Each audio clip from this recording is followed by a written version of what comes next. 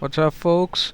Today we are back again with another challenge, and in this problem we need to check if the arrangement, how many beautiful arrangement can we form if we are given an n integer. So what is a beautiful arrangement? A n arrangement is beautiful if at its ith position either the number is divisible by I, completely divisible by I, or either I is divisible by the number on the ith position. For example, if we are given an integer n, so let's say 4. So what formation can, let's just take 2 for this example, this would be much easier. How can we do that? For 2 we have two arrangements, 1 and 2 and 2 and 1. So for 1 and 2, is this a beautiful arrangement? Yes, if 1 and 2 satisfy certain satisfy either of these two, what do we call this, conditions, I'm so sorry, satisfy either of these two conditions. So the first condition is if the ith position is 1, so either 1 should be divisible by 1, which is and 2 should be divisible by 2, or either 2 should be divisible by 1. Pushu, we're back, and sorry for the inconvenience again. Is this a beautiful arrangement? Yes, because since 2 is divisible by 1 and 1 divides 2, the position is second, but the value at index 2 divides the value of index 2 divides 2, that is 1, so this is true. And for 1 it is always 1. So there are and constraints are really loose here, so we can take a huge amount of time. So there are few ways to do it. First is we can calculate all the permutations and do that, and there are several ways to do that, to calculate all the permutations. What I am using here is backtracking. So what I'll do here is, if my number is let's say 2, what I'll do is I'll check for 1 and 2, and then I check can I append any other number there. If not, then come back and again check if I can't append any number there, come back again and then check can I append a 3 there.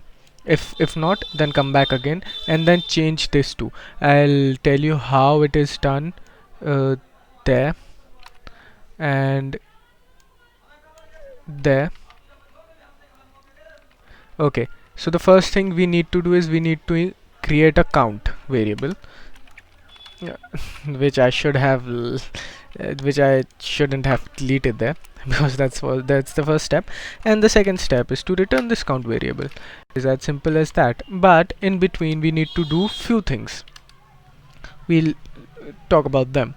So what do we need in a backtracking algorithm? The first thing we need is a boolean array. I'll call it visited because it this name describes what this does.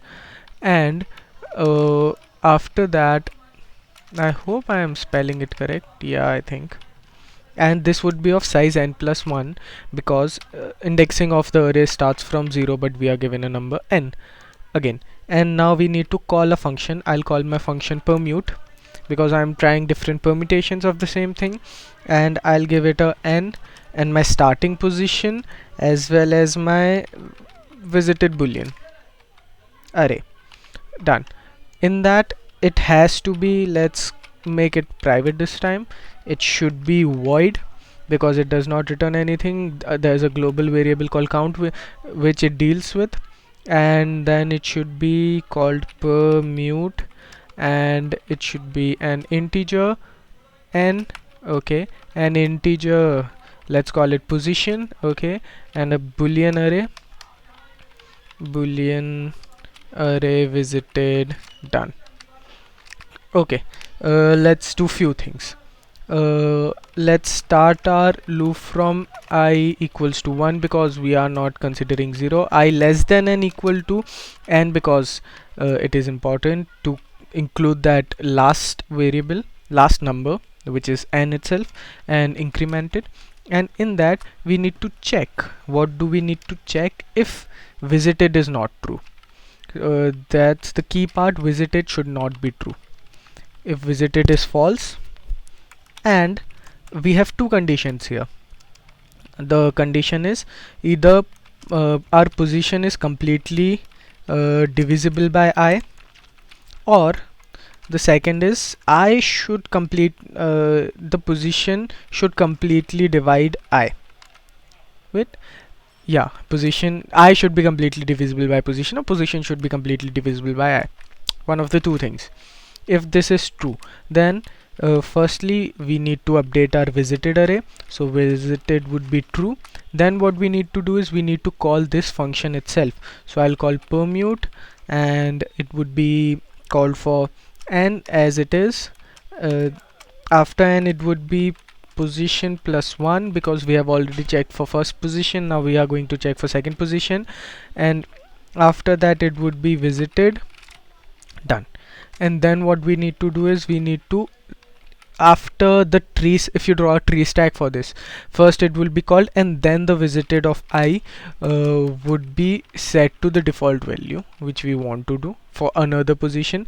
Otherwise, I mean, for 1 2 and 3 there are many combinations like 1 3 and 2. So if we have checked for 1 2 and 3, after we are done with 3 we need to set its visited for false, otherwise it would be true.